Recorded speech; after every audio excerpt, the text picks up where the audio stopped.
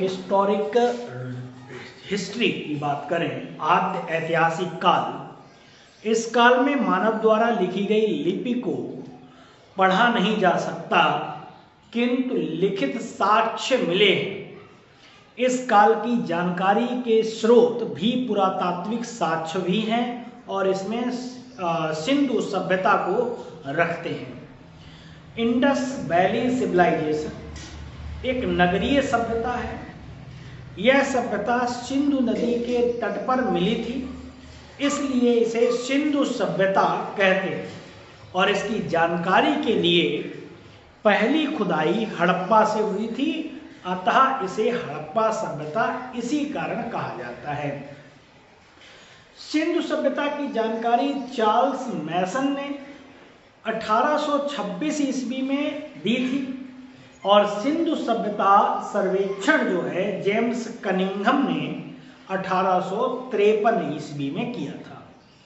सिंधु सभ्यता लगभग 13 लाख वर्ग किलोमीटर में फैली हुई एक नगरीय सभ्यता है, जिसको आप देख रहे हैं मैप के द्वारा।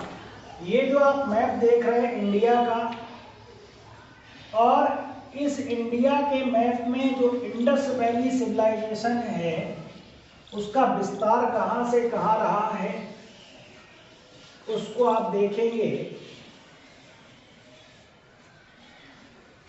ये जो मैप आप देख रहे हैं, लॉर्ड कर्जन ने 1904 में पुरातत्व विभाग की स्थापना की थी, जिसके महानिदेशक थे सर जॉन मार्शल। सिंधु सभ्यता का नामकरण जॉन मार्शल ने किया था। सिंधु सभ्यता की पहली खुदाई दयाराम साहनी ने की थी और सिंधु सभ्यता का आकार त्रिभुजाकार है। जैसे आप यहाँ देख रहे हैं, यहाँ पर क्या है, सुतकांगे डोर है, सुतकांगे डोर, सुतकांगे डोर ये जगह है। ये कह सकते हैं पश्चिम में है, दास्क नदी के किनारे है। यहाँ पर नदी है दास्क, ये दास्क नदी के किनारे है, बलूचिस्तान में है। उत्तर में मांडा है, मांडा एक जगह है जो कि कश्मीर में है, चिनाव नदी पर। और इसकी खुदाई जो यहाँ हुई है जो जगपत जोशी ने 1982 ईस्वी में की थी, उत्तर में है। दक्षिण में आप देखेंगे दाइमाबाद है, महाराष्ट्र में, दाइमाबाद।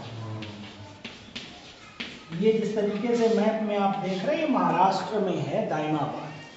ये प्रवरा नदी जो है उसके किनारे है दाइमाबाद, प्रवरा नदी के किनारे, प्रवरा नदी के किनारे है दाइमाबाद। पूर्व में आलमगीरपुर है, जो कि मेरठ में वर्तमान समय में आलमगीरपुर मेरठ में है और ये हिंडन नदी के किनारे है। इसकी खुदाई जो यहाँ की गई है यज्ञदत्त शर्मा के नेतृत्व में की गई है। इसकी पश्चिमी सीमा, अब मैंने कहा त्रिभुजाकार है, तो सिंधु सभ्यता विश्व की सबसे पहली शहरी सभ्यता थी और इसका विकास जो है 2500 ईसा पूर्व से 1750 ईसा पूर्व तक बताया जाता है। ये मांडा, ये सुतकांगे डोर है, ये आपको दाइमाबाद मिलेगा और इस तरीके से ये आपकी त्रिभुजाकार आकृति में हो गई है। इसकी पश्चिमी सीमा पाकिस्तान के सुतकांगे डोर में थी, जो दास्क नदी के तट पर स्थित है, और इसकी उत्तरी सीमा मांडा में है, जम्मू कश्मीर में, जम्मू कश्मीर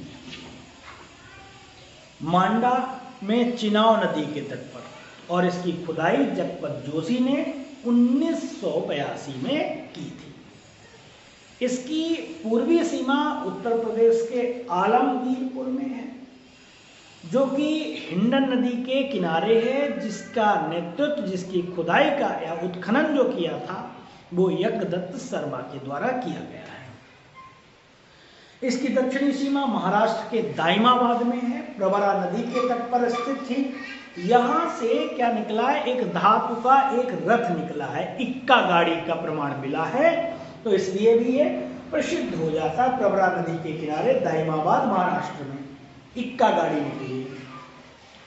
सिंधु घाटी सभ्यता के प्रमुख स्थलों की बात करी जाए तो हड़प्पा है, मांटेगोमरी जिला पंजाब पाकिस्तान में है। इसका उत्खनन किया था दयाराम साहनी जी ने, माधव स्वरूप वत्स जी ने, और ये 1921 में किया है। रावी नदी के तट पर हड़प्पा है। मोहनजोदड़ो लरकाना जिला सिंध प्रांत पाकिस्तान में पड़ता है। राखाल दास बनर्जी साहब ने इसकी खुदाई की है 1922 में, 21 और 22 में। 21 में दयाराम साहनी है तो 22 में राखाल दास बनर्जी, और सिंधु नदी के किनारे स्थित है। कालीबंगन या कालीबंगा कहते हैं, हनुमानगढ़ जिला राजस्थान में है। इसको बीबी लाल और बी के थापर ने 1961 और 1969 में इसकी खुदाई की है, और ये गग्गर सरस्वती नदी के किनारे है। कालीबंगा धौलावीरा कच्छ जिला गुजरात में रविंद्र सिंह बिस्ट के द्वारा इसका उत्खनन किया गया, 1990-91 के दरमियान किया गया है। इसके अलावा चौंदड़ो, लोथल, कोटरदीजी, बनबाली, रोपड़, रंगपुर, आलमगीरपुर, सुतकांगेडोर, सुतकाहो, ऐसे कई शहर हैं जो हड़प्पा सभ्यता के या संस्कृत के हैं। अब बात हड़प्पा की है तो इसकी खुदाई दयाराम साहनी ने की है। यह रावी नदी के तट पर पाकिस्तान के मांटगोमरी जिला में स्थित है। ये पिग्गट है, पिग्गट में हड़प्पा और मोहनजोदड़ो को एक विस्तृत साम्राज्य की जुड़वा राजधानी कहा गया है। यहाँ से जो प्राप्त वस्तुएं हैं जो हमें मिली हैं, वो कुम्हार की चाक मिली है, अन्नागार मिला है, श्रमिक आवास मिले हैं, मातृ देवी की मूर्ति मिली है, लकड़ी की ओखली मिली है, लकड़ी का ताबूत मिला है, हाथी का कपाल मिला है, स्वास्तिक चिन्ह मिला है, और RH-37 कब्रिस्तान मिले हैं, और चांदी का सर्वप्रथम प्रयोग हड़प्पा सभ्यता के लोगों ने ही किए थे, तो ये भी मिला है।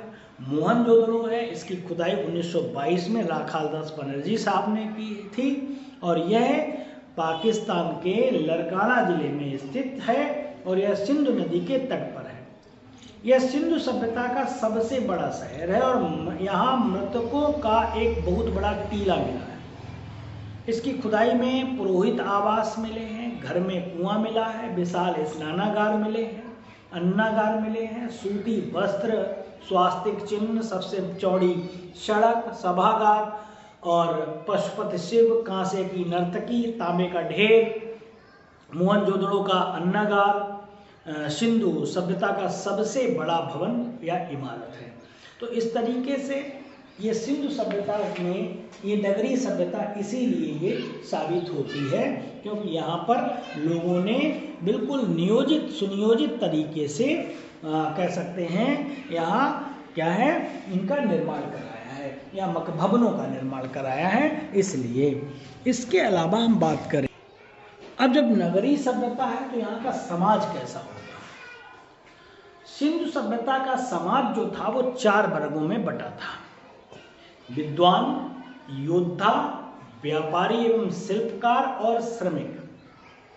इनका समाज जो था वो मात्र सत्तात्मक था और इनकी लिपि जो है भाव चित्रात्मक थी जिसे पढ़ा नहीं गया और इस लिपि को दाएं से बाएं की ओर लिखा जाता था।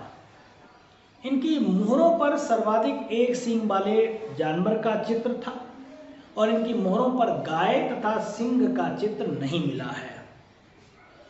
मोहरों में सेलखड़ी का मुख्य रूप से प्रयोग किया गया था।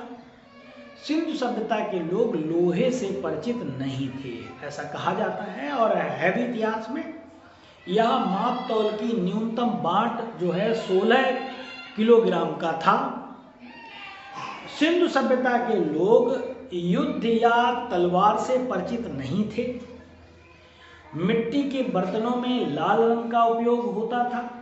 सिंधुवासी विश्व में कपास के प्रथम उत्पादक माने जाते हैं। सिंधु सभ्यता के विनाश का सबसे बड़ा कारण बाढ़ माना जाता है और सिंधु सभ्यता के लोग कृषि भी करते थे, पशुपालन भी करते थे, परंतु उनका मुख्य व्यवसाय जो था वो व्यापार था। अब सिंधु सभ्यता की बात कर ही रहे हैं तो जब कोई चीज बहुत ही उत्थान पे होती है तो उसका पतन भी निश्चित है। तो सिंधु सभ्यता के लोग कृषि भी करते थे, पशुपालन भी करते थे, परंतु उनका मुख्य व्यवसाय व्यापार था। तो एक सुनियोजित तरीके से ढंग से की जाने वाली जो भी काम किया जाता है वो कहीं ना कहीं नगरीय सभ्यता के अंतर्गत आता है। सिंधु सभ्यता का जो पतन है उसका कारण कई विद्वानों ने अलग अलग माना है।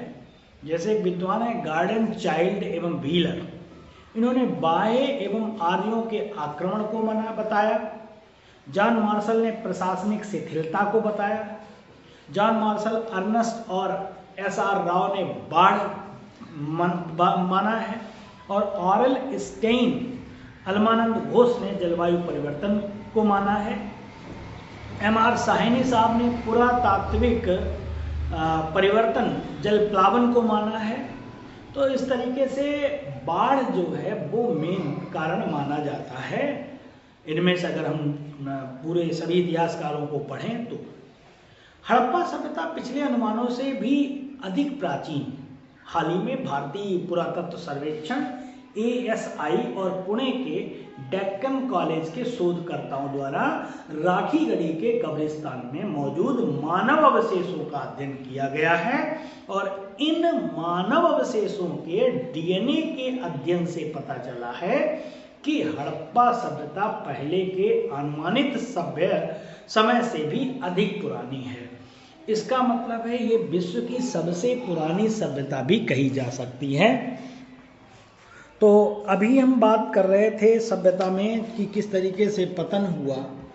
तो इसमें कई जैसे राखीगढ़ी है, राखीगढ़ी है तो पहला चरण इसमें 1997 से 2000 तक डॉक्टर अमरेंद्र नाथ के नेतृत्व में उत्तरी हड़प्पा सभ्यता का काल निर्धारित 2500 से ईसा पूर्व किया गया। राखीगढ़ी के उद्गम के चरण का जो दूसरा चरण है तो यहाँ हम ये देख रहे हैं कि कई जो कह सकते हैं जो हमारी सिंधुवादी सभ्यता नगरी सभ्यता है उसका क्या हुआ, पतन भी हुआ है। तो पतन का कारण बाढ़ माना गया है। कई विद्वानों ने अलग अलग बातें की हैं। तो इस तरीके से हमने सिंधु घाटी सभ्यता के बारे में जाना। Thanks for watching.